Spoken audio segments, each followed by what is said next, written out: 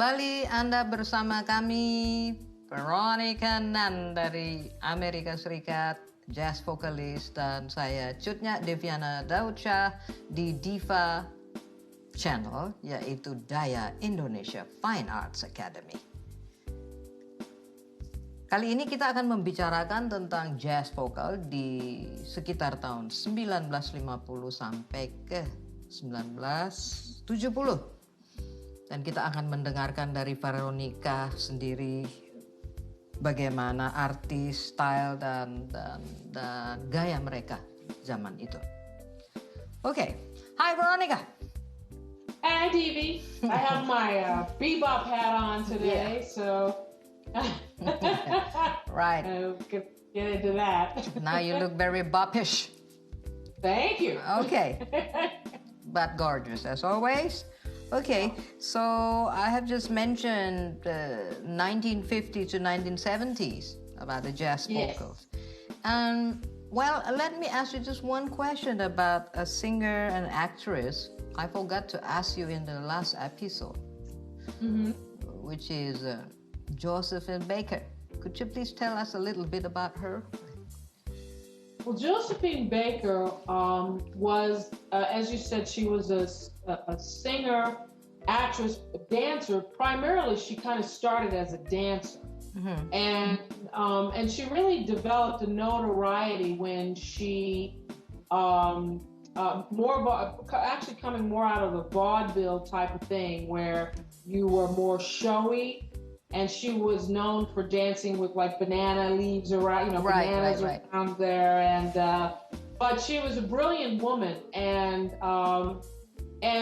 she, I feel, and this is just my feeling about it, but I feel that she, in this country, was not really given the kind of respect for her artistry as was when she was in Paris. Because when she went abroad to Paris. Right.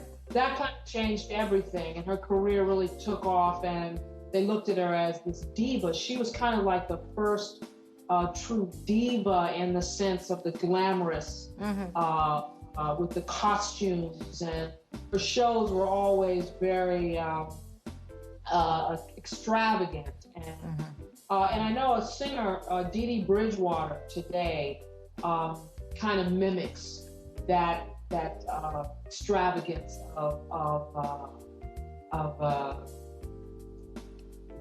maybe you can call it theatrical. Yes, that's the word I guess I'm looking for, is the theatrical. Josephine Baker was very theatrical, and she also was she had this thing called a Rainbow Coalition. She adopted kids from every nationality, and she took care of them for years and years and years. And so she really opened the door for African-American singers to be thought of in a different way of just a straight-ahead scat singer or jazz singer. She wasn't as much as a jazz singer as more of a popular singer, singing ballads and French tunes, French songs.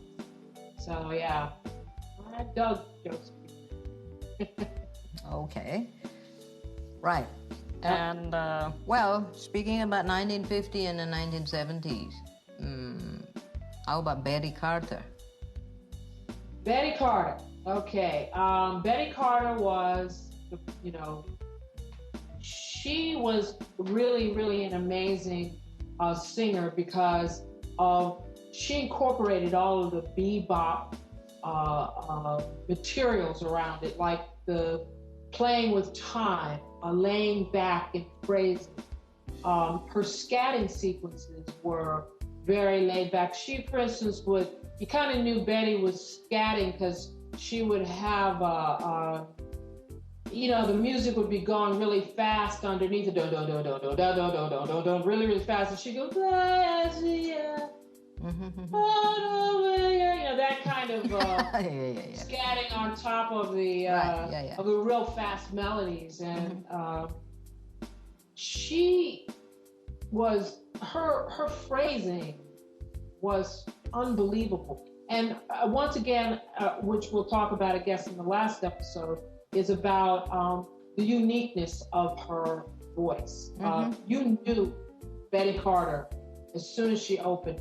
One of her recordings that I think that really I came to really respect her was Moonlight in Vermont. The way she approached it, she had a very gentle way, and she just flowed through the changes. But she was a great scatter, not in the sense like Ella. Ella is, the more of the, more of that light. Betty Carter embraced more of the bebop type of scatting, which was in between notes. And I'm not really, it's hard for me to imitate her in that, but she was definitely, a lot of people copying, a lot of singers copying her, even today still. Actually, my husband played with Betty Carter for several years. She was known to do ballads really, really slowly. As a matter of fact, she would wear hats like this too. Betty Carter had that hat. There were some other singers too that came out of that period. Eddie Jefferson, him was the bebop, and he had that. There I go, there I go, there I go, there I go. That's Booty Food. He wrote that one. Also, there was Johnny Hartman, which I had talked about before, but he was a very smooth kind of singer. And, actually, he wasn't really that well known, but, we know him, but he wasn't as well known. But he was the favorite singer of John Coltrane. It was John Coltrane's favorite singer. Of course, there was Joe Williams that came in, deep baritone. His sing, all right, okay, you win. I can't even get low enough. Real low baritone, and he was known for mixing blues and jazz, and also popular songs and ballads. He was with Lionel Hampton, but it was when he hooked up with Count Basie that he really, became famous. Then let's see, there was a couple of other ones too I wanted to mention out of the bebop period. How about Lambert, Hendrickson Ross? Yes, that's the one. Lambert, Hendrickson Ross. They were, now this one, I just found this out. I wasn't always clear on this, but apparently it was Annie Ross that kind of set them up for their arrangements and put them together in such a way for them to be successful as a vocalese group. I had mentioned in the last episode the Boswell sisters who had the harmonies. Well, Lambert Hendrickson Ross took popular songs and they would take the solos of different artists and write lyrics to them. That was called vocalese. Eddie Jefferson, that I mentioned earlier, was famous for that. But they had like one of the songs, they would do this 3-part harmony that used jazz chords, but one song they did was I was blue and I was always wearing a frown. Right. Cloudburst. Yeah, exactly. And they would have this really, really fast songs, but they would take the solo, and a lot of times they used the solos of a player named Wardell Gray.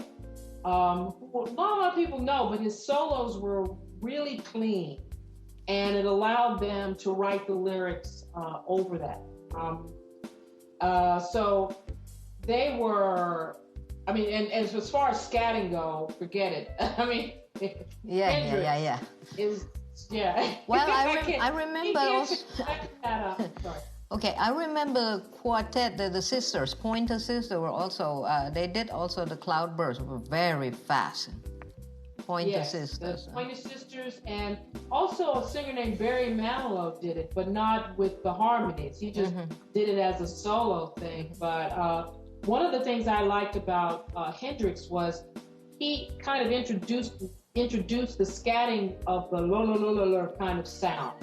So, but he would be scatting fast, so he used a lot of la sounds when he was scatting, as opposed to the wee-ops, the chew-wops, that were used. Yeah, right. It's definitely a language unto itself. Bebop was a unique form of music and a new language, a new whole way that jazz musicians talk changed because of that. There were people like Mark Murphy came through the bebop. He did a lot of stuff. Tim Buckley. I don't know if you are familiar with Tim Buckley, but I heard about it. Yeah, and he kind of moves more into the 60s than he does with the bebop. But Bob Dorough, you know about him. He had great songs like Better Than Anything, Better Than Four Sets for Dizzy, Better Than Count Basie, Better Than Rollins and Coltrane, Better Than Being on the Stand. You know, songs that he was great writing. Another singer, I don't think a lot of people, I think some people might know, but Flora Purim was another singer that came out of that, started in that bebop period. I'm always intimidated by bebop, you know, like, because it's you really, really do need to understand your instrument in a different way than singing standard or, you know, a popular song. And what about Now what about Abbey Lincoln? Lincoln. Okay, Abbey Lincoln. Actually, I was gonna bring her into more, even though she was around at that time. I think her strongest influence was in the '60s because of the nature of the songs that she sang. And, so I was going to have her and talk about her in my next episode because she is one of my idols. So I definitely would like to. I guess I could talk about it now, right? Right. What do you think? Should we wait till we hit the 60s, or should I go into the 60s now? We could start. Yeah. So I remember just another thing about the melody played by instrumentalist, and then they put a lyric to it. Just for example, the song Joy Spring, right? Yes. Yeah, it's in spring, my favorite season. Watching the flower blooming up on the ground. Okay. Watching the snow melt down, boy, you made it wintertime. Spring in my joy. Right. Yeah. That's what that was really known in those days, to take these songs and solos and write lyrics to them. Yeah. I know Ella Fitzgerald recorded Cottontail, but Hendrickson Ross wrote extended lyrics to it based on a Wardell Gray solo. And if I wasn't so old and feeble, I could remember right away. You know, what those lyrics where I have to go run through them again. Well, actually, if I understand it right, and a bebop singing, imitating the phrasing of the instrument, so it's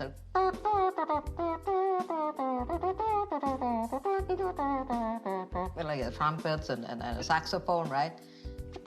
Yes. Yes. Okay. Yes. Yeah. And they also wanted to. They also worked on creating tones with their voice in that way, like with whole tones. So they would not necessarily have as much vibrato, but they would kind of hold out the, you know, like before, without having a vibrato in it, to create a more horn-like quality to what they were doing. So it really changed. Bebop changed actually the way musicians viewed vocalists and how they worked with vocalists. They didn't really, they really did change. They kind of went more toward their own thing and a lot less with singers. So singers then had to come up with their own band. So they started their own bands and started doing their own thing because musicians weren't using them like with the big band period, you know, with Ellington and Basie and those guys who always used vocals. So it changed how vocalists had to present themselves and get out there and form their own band. Okay, then we're going to form our own band with them. We're going to form our own band, absolutely. I was also, that's all for another part of the next part of the show. But bebop, yep. Okay. So we're going to continue with the how do you call it? The transition, from bebop to cool jazz to the 1980s to today, to the present time, so right? We're going to kind of start with the 60s and moving up to today, because those singers were kind of stretches across that line, and a lot of them actually died in the 70s and 80s. Okay, so then I'm just going to say bye-bye to our honorable viewer, and and then we're going to see each other again on the next episode, right? Okay. Absolutely. Right. So, Anda masih bersama kami, Veronica Nunn, jazz vokalis dari Amerika Serikat, dan saya sendiri Tjutnya Deviana di Daya Indonesia Fine Arts Academy. Tadi Veronica menceritakan tentang perkembangan jazz vokal di 1950 hingga 1970, dan kita akan bertemu kembali di episode berikutnya. Salam musikal.